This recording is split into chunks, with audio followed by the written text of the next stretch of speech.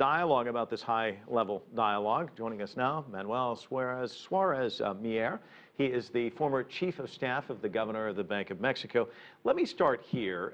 An unnamed senior Obama administration official says the vice president will be talking about where the economies fit in the global picture. How do you see them fitting?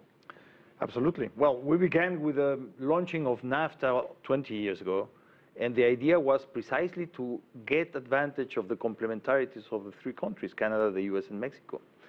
And this was incredibly successful, except that China came along.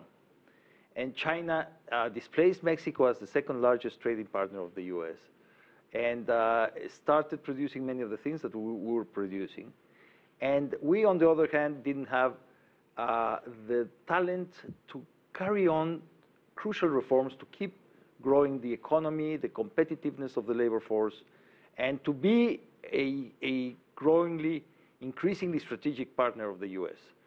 So we lost some ground, but that's what we are trying to restore now. I want to get to reforms in just a bit, but I want to kind of go along on the same theme, because the same official said that there are a number of steps both countries need to take to realize the full potential of this partnership. What are the steps the United States needs to take?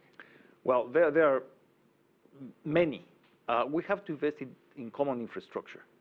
If you look at the border, except for barriers and stuff, we haven't built the appropriate infrastructure for a trade that has grown exponentially. We trade with the US $1 billion per minute. That gives you an idea of the magnitude of this. The order of magnitude of the interrelationship, the number of vehicles that cross, the number of trucks and railroads, and the infrastructure hasn't changed in 20 years. So we need infrastructure, we need roads, we need to deal better with basic issues like the grid, the electricity grid, how to integrate it better, water issues.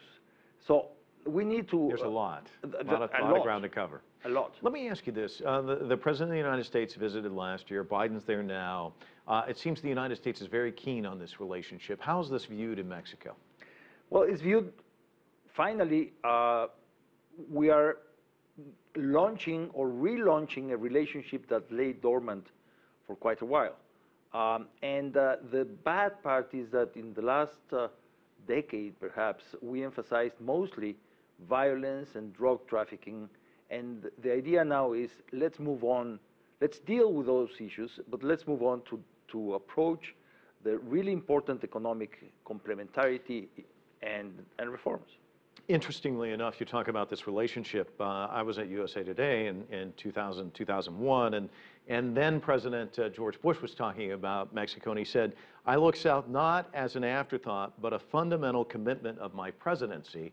And that was in an article on September 5th, 2001. Just a few days later, everything changed. Everything. What about Mexico having to deal with these unknown factors out there, and how it can shift the relationship between the United States and Mexico, where their attention goes elsewhere?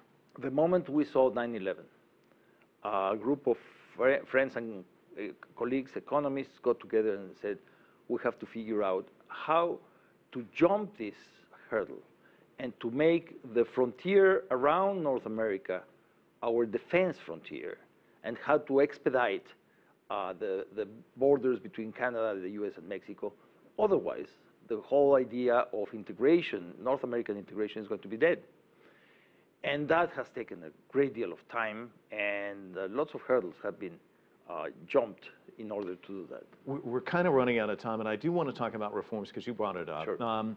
The president is really pushing these reforms, but we've seen these teacher strikes. It's not going over with some segments in the society. How difficult has this process been? How difficult will it be? It's always difficult, but let's take the proportions appropriately. The protesting teachers are not more than 10% of the teachers' union. That's a large number, but the matter is that 5,000 people can bring gridlock to Mexico City. And they've been doing it for the last 3 weeks. I would say that there's overwhelming support for the reforms. But the rent seekers, the people who want to defend their private interests, in this case, the teachers who want to inherit the job to their sons and friends and so on and so forth, and get salaries without working, want to protect their vested interests. And I suspect that's always the case whenever you try and rock the boat. Every reform is painful, as the U.S. witnesses regularly. Well, Manuel, thank you for coming in. Certainly appreciate your analysis. Thank you.